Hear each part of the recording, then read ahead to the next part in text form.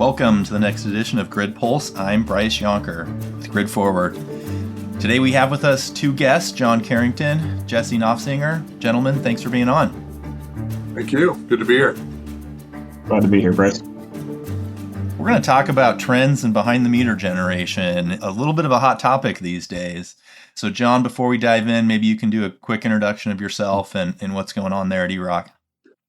Sure, thanks. John Carrington, CEO of EROC, joined the board, I guess, a year ago in June, and then moved into the CEO role late November. We embarked upon a variety of change in the company and branding, new name, the whole deal. Also had some nice momentum commercially. We took the company public mid-June on the New York Stock Exchange.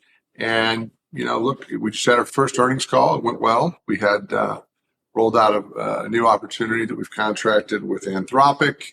Pipeline growth is strong. We can talk a little bit more about the general market dynamics, but all systems go, and excited to be here. It's a great team, great product, and certainly some very interesting momentum in the market, not just in data centers, but across into utilities and behind the meter C&I. Well, John, congrats on those milestones, and I know we'll dive in on some of them. And then Jesse, I know you're with McKinsey, but if you don't mind introducing yourself and a little bit of background on who you are.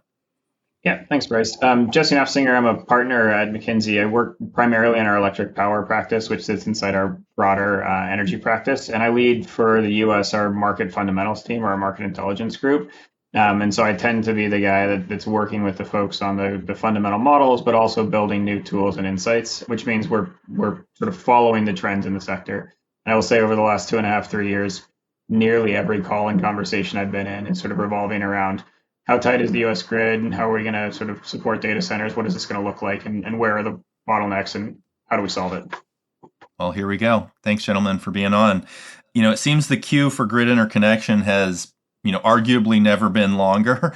And if not just the queue, the demand for connection is extremely high.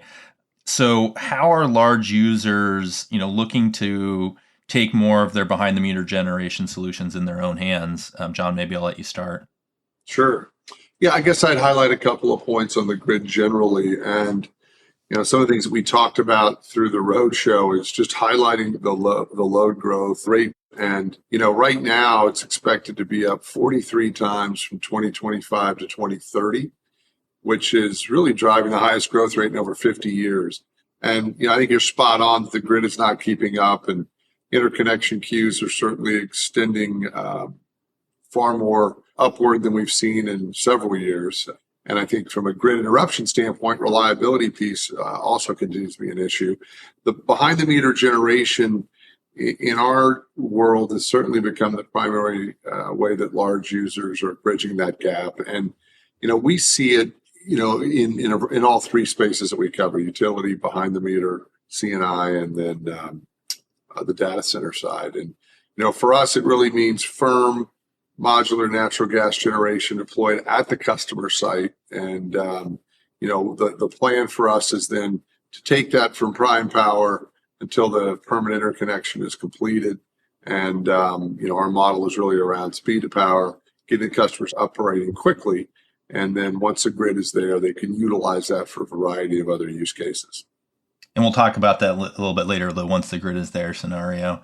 Jesse, from your perspective, just generally, how would you say what's driving this behind the meter interest right now from your vantage point? Yeah, and I think John hit most of the points, but the speed to power ends up being the biggest component of that. So the centralized grid is very good at efficiently serving load once it's there and once the resources are online. I think the challenge we see is some data centers who are all, they're looking to power chips to kind of win an AI race in a world that's moving very quickly. Their horizons are 2, 3, 4 years out at the maximum. And the infrastructure build for the transmission grid, in the fastest cases may be able to touch that 4 or 5 year number, but in a lot of cases is a decade or more. And large scale generation, sort of big combined cycles, given lead times on turbines, given the EPC constraint, that might be a 5 or a 6 year build. And so what we really have is just a mismatch of timing. And when it comes to things you can deploy quickly that avoid both transmission and need for large scale generation, putting something modular behind the meter, where mostly what you need is a gas connection, is by far the fastest way in some markets to get power where that data center site is valuable. So if this was a Venn diagram, the overlap of the timeline for grid operators versus data center operators, there's just almost no overlap. So I'll start this one with you, Jesse. Of the significant large load projects, and categorize significant however you would like, how many of them are having meaningful behind the meter portions of generation? And again, define meaningful however you'd like. Yeah, we run a survey with the power buyers. We try to distill the ones who are making decisions across stakeholders in the industry. And we'd say somewhere around 2/3 of folks think that the behind the meter power is going to be a meaningful component of their 2030 fleet of data centers. Now that could be in some cases fully off grid. Although what we see more and more is, it's a question of how do you get eventually on the grid, but how do I do that without sacrificing the compute that really is driving my business today? And so think of it as majority, more than even plurality, but majority are going to build something on site. And whether that ends up being fully islanded that eventually connects, or it's the augmentation when you can only get 100 megawatts and you need 300 quickly, across the board, we expect it to be a pretty meaningful portion of what is at least landing for the next 4 to 5 years. John, let's talk a little bit about that transition period that both you and Jesse have already talked about, because as these resources come online, is the long-term vision to use them as behind the meter solutions, or is typically the idea that when grid connection happens, then you've got another kind of transition of use of those assets?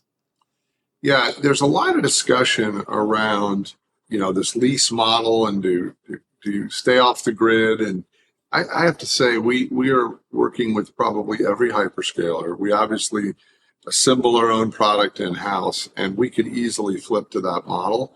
We do not have a single customer that's asking us to provide a solution that stays off grid forever. Our customers want to be on the grid. They feel like it's the most cost efficient and increasingly decarbonized. And look, from our standpoint, our platform is really built around that transition. You get 3 use cases out of a single asset, which is super compelling for our customers. So we come in with Prime.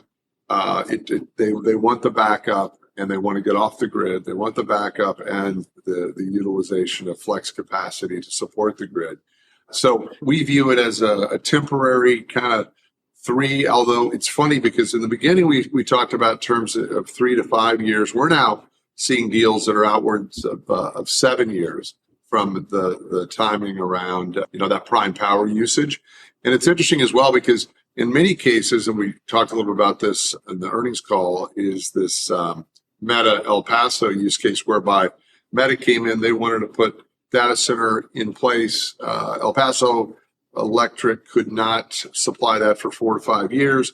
We're in construction right now, so we'll be at least 4 years ahead of that schedule.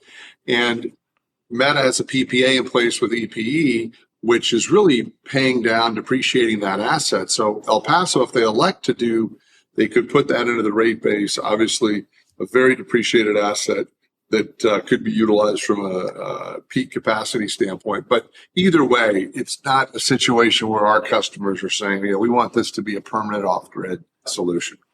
And Jesse, maybe we can pull that thread a little further. Is this a full transition of the assets to the grid operators, or is this, some sort of a more established partnership? John was saying, anywhere from 3 to 7 years. Maybe you've got some additional insights around this, Jesse.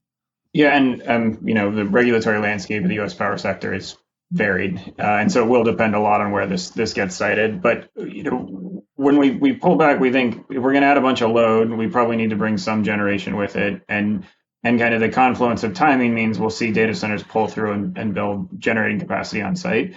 The answer that we think is probably logical in a lot of cases is once it's grid connected, that it exists either as baseload, depending on what it is, or a peaking asset, but you're bringing capacity to the system so that the system is net better off for having connected the load. It actually benefits the other customers across the integrated system. But how it gets operated, if you're in a competitive market without a lot of regulated generation, it may just be, we decide what IPP wants to run that or how it's gonna kind of be monetized.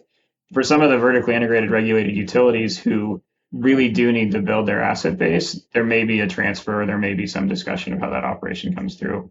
just to circle back. So it varies, but I think our view is it would be a shame in a lot of cases if you have reasonably efficient assets not to use them as part of what's supporting the grid, because that's how we're going to be able to grow in an environment where, merchant generation is pretty challenging to build. We could stay here almost the whole time, I think, John, but I'm just going to ask you one other question on this, which is around, what sort of appetite do you see from the markets, from the regulators, from the other stakeholders, if, these large customers are largely paying the upfront cost for these resources? Is there appetite from the, the communities where these are showing up to want to have these resources, or is it a little bit more complicated than that? Well, I think it's part of the answer towards some of the negative discussions in some of the various markets, right? So that's a part of the story. In our case, we have low emissions, no water use, low profile, low noise. So I think there's a variety of items and attributes that, kind of stack up to make it more compelling. But I think that's a big one. I mean, the other thing is it meets the White House pledge of bring your own generation, in this case in El Paso, and that is doing that effectively. So I think it's a really compelling story, one in which that, we'll see if El Paso, they have the right to do that or not. It also depends how long they're in the bridge power mode or prime power as to how depreciated that asset is. But it could be a really good story for that system. And I think they've got this system. I mean, our plan alone would bring about 10 to 12% of additional peak capacity. So that's a good story as well. Let's talk about peak capacity, right? That's the way grids are built out, to meet that peak demand. And, these large load customers, especially the data centers, have coincident peak, right? They've got relatively flat load. They come in, they're going to add to the peak. So is the behind the meter resource generation topic one of the key elements to address this? I mean, there's a number of pieces that can also address it. Jesse, maybe I'll let you start. Yeah, I mean, behind the meter is the one that physically feels good, right? You build a site and you build the generation capacity, and it nets out so that you're not contributing to the peak demand. I will say data centers have much flatter load, as you mentioned. Coincident peak may or may not be true. I mean, there's some cooling in cycles that may not line up with the actual, especially net peak in a solar heavy world, which might mean that the data center that's built so that they can support their own peak may be well overbuilt to supply, like I said before, net capacity to the grid. So I think that benefit is pretty substantial when you talk about actually just bringing these things together. And then maybe what you're referring to is there's other ways to manage your peak. We've got deals where the data center might contract with demand response for other entities within the territory. We've thought demand response has been a resource that should be more utilized. I think everyone has for 20 or 30 years, ever since the first IPO in the space. This may be the pathway to get there. So I think the idea that the data center needs to just sort of net itself out is maybe a helpful way to think about affordability and ensuring that resources are on the system. But I do like the idea of, okay, this data center is coming in with a certain value proposition that involves a willingness to pay a bit more to make sure they have power. Can we just think about the system in a way that gets us to a better answer? And in some cases, it's generation on site because your transmission is constrained. In other cases, it may be that if you can manage something across the broader system, you'd be just as happy to drop a data center where it can be served. And John, I know this is a little bit of comparing apples and oranges, but peaker plants were kind of the first form of flexibility back some time ago. Your resources are a little bit more on the generation side of the mix, but how do you see that portfolio of overall flexibility solutions kind of coming together alongside what you guys are doing as well? Yeah, look, I mean, I think the flexibility piece is a big part of our customers' interest, right? I mean, again, they want to be grid connected. They do like the backup piece, but having the ability to participate, be a better grid citizen is part of the narrative that I think all the hypers are looking to do. So we think it's a big part of it. And, again, fortunately for EROC, we designed all three use cases into the single asset. And I think it's really differentiated in how we do it. We have very fast response and best-in-class transient performance. So to Jesse's point, is some of the kind of way in which the data centers work, as we talk about inference, they definitely are going to be spikier loads. And I certainly believe that that quick response and that transient piece will be important. And again, providing the flexible piece as needed to address any grid constraint. Tired of costly grid upgrades and unpredictable demand? Virtual Peaker's AI-powered virtual power plant software empowers utilities to maximize the value of distributed energy resources. The cutting-edge platform optimizes DER operations, enhances grid stability, and unlocks new revenue streams. Learn more at virtual-peaker.com. Now back to our episode. So earlier we were talking about timelines for infrastructure development, and I think we'd be generous if any of those timelines were real for transmission projects, right? Transmission projects just take time, and I know there's demand to try to accelerate that. But for the scale of these large loads, essentially to serve them, they need new transmission, right? So is there ways that these solutions really eat into the actual infrastructure required, i.e. transmission projects to deliver to these sites, or are we kind of kicking that can down the road? And then adjacent, what sort of distribution infrastructure would these sort of projects potentially be impacting? I'll let you start on that, Jesse. I would put distribution off to the side if we're looking at several hundred megawatts and above. I think most of this, you made the point, is going to connect at the medium or high voltage transmission level. To the point John's made a few times, we do think they would like to eventually be grid connected. But what we're seeing is when you propose a new project, between the maximum compute that will eventually be there, plus the cooling load, plus you want an engineering buffer to make sure you can serve it, the requested interconnection tends to look a lot bigger than what the typical use of that wire is going to be. And so there's a piece here that says if you can build on site quickly while you request the transmission in, you're going to learn a lot about how that site's going to operate, and you're probably going to be able to better utilize what lands on the site versus overbuilding everything for the potential one-off scenario where it's all coincident. So I think there's part of this that building on site is both efficient because you're moving energy less of a distance, and it also gives us a little bit of time to figure out what the true needs of a lot of these sites are going to be. So I think there is some benefit to the on-site that actually reduces the burden on the system. So this is a bit back to where we started, Jesse. I heard you say the number that you guys have been talking to a lot of your customers, and upwards of maybe 2/3 of them were really thinking about or planning for some significant behind-the-meter generation. Maybe we can look to 2030. I think it's a date that a lot of people can kind of wrap their head around. What portion of large facilities are going to have, some significant, not just backup, not diesel gen and not, other, but like some primary generation resources at them? What would you say your estimate is? Yeah, I think it's a good timeline. It's far enough in the future that there's still things moving, but it's not so far that we're a few cycles out. But we're in kind of this 25 to 35% range. We'll have meaningful, maybe of that. Of the total, it's probably less than 10%, closer to 5% might be off grid. But we'd expect that it's a meaningful fraction, have a meaningful fraction of their supply delivered by on-site power. So call it a third-ish, plus or minus. John, is that a number that resounds with you, or would you quibble with that in any fashion? I think that's the right zip code. I mean, it's so hard to define. At 2030, I mean, think about going back 4 years to where we are today. So it's an interesting. Yeah. I wish I knew that answer for sure, but I can tell you what we see today is straight up and to the right. And as I said, I think the interesting thing about this is the C&I piece. We talk a lot about data centers, but that side is really growing. I mean, and I don't know if it's based on, part of it's based on the AI infrastructure, but it's also based on a lot of manufacturing coming back to the U.S.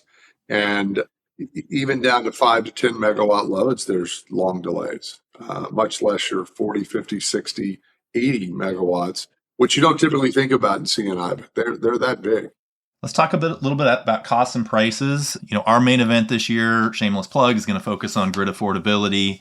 It seems like there is a delta between, the customers that are willing and able to pay. Are they paying premium to get these resources on fast? And if they are, when customers are grid connected to them later, are there cost implications to the rest of the grid? I know that's two very separate questions. So, John, maybe you can cover kind of one part of that and we can dive in deeper. Yeah, I think, from our perspective, look, there's pricing power in the market.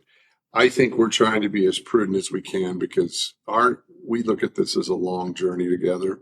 So you could probably extract more value than maybe we're doing today, but we're looking for, multi-year framework type agreements. If there's any blip and things slow down, I think that will serve us well. And so, we're not, I think there's some things that competitors are out there doing that we're not taking a similar approach on. I think we do protect ourselves through deposits, and that's a good way to do it. But again, that goes more towards locking in them into the queue. Jesse, maybe less than what these customers are paying for their services now. What sort of cost implications, kind of somewhat down the near road, do you see, coming from these decisions that they're making? And is it going to be a positive impact to the rest of the customer base, or is it an unknown? I mean, it's rate making is complicated, and the details matter a lot on how things shake out with the rest of the rate base. I think, optimistically, you'd expect more load on the grid should be managed in a way that can actually benefit across the grid, especially load that has such a high load factor coming online.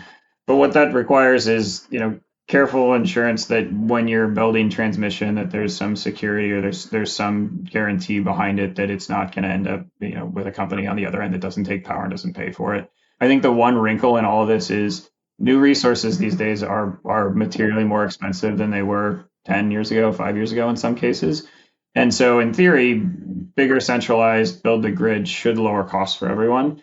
I think we're running up against a bit of depreciated rate base versus new build where the costs are higher. And so that's part of why this kind of link to, if I need power sooner and I bring my own generation and then I eventually connect, that's actually a pathway that probably benefits other grid users because they're not on the hook for the new generation that's coming in at a higher cost. But it will come down to structures for rate making, how we're thinking about securitization of some of the assets that are built, where costs flow, things that we don't tend to talk as much about in power, but kind of, what are the tax subsidies or the other benefits that are seen and how does that flow across the economy? So that's my long way of saying it's complicated and it depends. But the headline should be that data centers that take a little more of their own will or their destiny into their hands and then come on the grid that way should be a benefit to the system. And John, on those kind of ongoing costs, who maintains and keeps up these assets, right? Let's say we've made a transition and something that was previously for speed to power, now we're grid connected. Is that something that potentially is getting rate based, but has already largely been depreciated? Like, I know we're getting fairways down into the future and the complexities, but just wanted to see if you have some thoughts around this. Yeah, I mean, I think it depends upon who the owner is and what the use case will be. But from our standpoint, we offer a turnkey services, which begins really from site selection all the way through to operating the system and optimizing it. And so we have an O&M piece to our contract. So we'll manage it. And again, it depends upon the owner as far as if it's rate based that we get paid through that vehicle or if it's direct with the owner. But we do provide that service. Can we talk a little bit about supply chain? It's still a bit of a quagmire, right? So getting your hands on critical components seems like it's still not really alleviating. Jesse, kind of what are you guys seeing in the market and any signs of things changing? Not a lot of change, to be honest. So things like high voltage transformers are still long lead time. 345 kV breakers are the ones that get called out on the switchgear that take several years. So if you're going to build a project, whether you're providing power yourself or you're working with utility to bring it in, I think that ends up being one of the longer poles in the tent. We continue to hear chatter about maybe there will be a ramp up in production. Different players may be entering on that side of it, but the demand for particularly medium and high voltage transformers is certainly outstripping the supply. Things like on-site equipment, we'll periodically hear about companies that seem to be able to deliver quickly and then they'll get sold out. The same thing with big turbines from the three big manufacturers. They've got long lead times as well. And so I think there's a little bit of discipline in the industry around understanding that overbuild a supply chain, tends to be cyclical. At the same time, I think the demand here is outstripping anything we thought was coming. And so there probably will be a bit of a cycle, but that's going to tie back to what you believe the data center demand is. And we have a view and we think it's going to continue to grow up into the right out to 2035. but you could certainly write scenarios where things flatten. So again, lots of rambling that sort of leads into it's tight and we don't see an end to that tightness in the near term. Second to last question, John. Are there any markets, ERCOT, PJM, others, where there are either opportunities or challenges that you just kind of wanted to highlight around this topic that you think are worth unpacking a little bit? Yeah, I'll also add a little color on the supply chain from our Perfect. perspective. We do more medium and low voltage, so it's tight, but we've certainly tried to order as far out as we can. We do have a little bit of an advantage because we're now contracting 28, 29 business. And we did something that I think was smart, predates me, but we basically, we take an engine block from Hyundai and then we assemble our proprietary technology onto it. But what's interesting is because that engine block was used in trucks and marine industry, our supply chain is outside a lot of the constraints of our competitors. So, look, there's always the blip and things that are occurring day to day in the supply chain. But in general, we've aligned our growth strategy with our suppliers, and we feel good about 27, 28. We've locked in the engine supply, the engine block supply from Hyundai for that timeline, and we'll start to work 29 and 30. And we also brought it in-house, which I think is helpful to kind of control your own destiny. But we also have a bit of a unique model whereby we can add 1.2 gigawatts in 12 months at a cost of $20 million, cost to the company. So it's a very interesting high velocity way to get additional assembly capacity. So we obviously need to make sure the supply chain can keep up, but I'd say we feel like we're in pretty good shape over the next couple of years, and we're starting to work on those out years. Relative to certain markets, ERCOT continues to be very strong for us. We're seeing good moment. Look, one of our largest projects is in California. We have a Microsoft project that we've done, that we've won, that's really based on the CARB DG. We're the only natural gas recip engine to meet that most strict standard around emissions. And so that market is interesting, but really it's been pretty much nationwide that we're getting incoming. And, I'd say and on the CNI level, same thing. It's really been nationwide, but there's not, for us, the only market that's not ideal is kind of the Northeast, just from a gas supply standpoint. Constraint. All right, so this will be our last question. Jesse, I'll kick it over to you, and John, you can have last word. Economies of scale drove the centralized development of grid systems for well over, 100 years. Are we going to duplicate the build of infrastructure for our grid as more resources are out at the edges, or are we still going to have some kind of economies of scale that makes sense, for all customers while we trend towards, more of these behind the meter solutions coming online? I know it's a bit of a philosophical as well as a technical question, but Jesse, I'll let you start, and then John, I'll let you wrap us up. I'll just jump in that, we did start with balkanized grids that eventually connected when we realized that there was a lot you'd get out of the portfolios through the sort of post World War II. You also will see that in other parts of the world, you've got generation built where the load is. I think that is more the driver that we see here is how do we build a system that is kind of efficient based on resources that are available. So we're gonna build a ton of infrastructure. Some of it's going to be on site, and some of it's probably going to be less efficient in terms of baseload resources. But the expectation we would have is that by kind of tying the load and the gen together, you're reducing the overall strain on infrastructure. And if this plays forward somewhat smoothly, we'll be in a place where we've actually expanded our ability to serve load in a way that is reasonably efficient, and not necessarily on the backs of the whole rate base, but against the folks who are really most excited about building it. So Optimist says this is actually a pretty big net positive for the grid. Yeah, I totally support that. I think it is net positive. We started with this, we got to end with it, which is the speed to power piece. So I think we're actually solving a significant issue now as the grid, as the utilities can build out more infrastructure. And I completely agree with Jesse. I think this is a multi-year problem that we're here to solve, quite frankly. But I think it's a very unique opportunity that we have all these distributed resources that we could put in at a very high velocity to ensure that, quite frankly, to ensure the U.S. is winning this AI battle that I think is a global phenomenon that is probably not a choice. And I view it as kind of an imperative for the country. And I'm proud to be part of that initiative. But I think that having the flexibility in these assets that we can put in quickly is hugely differentiated as the utilities and the grid catch up. John Carrington, Jesse Knopfsinger, thank you so much for being with us. Thank you. Thanks again to our season sponsor, Virtual Peaker. If you enjoy Grid Pulse, please follow us on your favorite podcast platform, give us a like or a review, and tell your colleagues. You can listen to all episodes and learn more about our efforts to advance the grid at gridforward.org.